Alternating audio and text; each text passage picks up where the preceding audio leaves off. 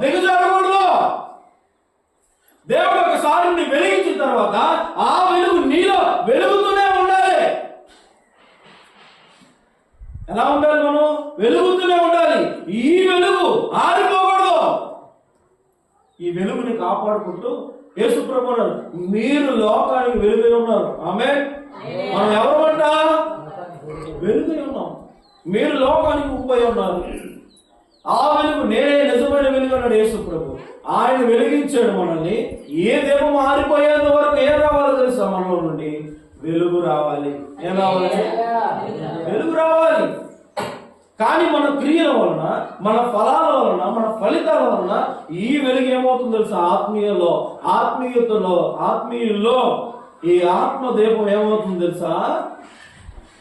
చెప్పండి. ఆరిపోతూ, పొత్తులన్నీ జారిపోతా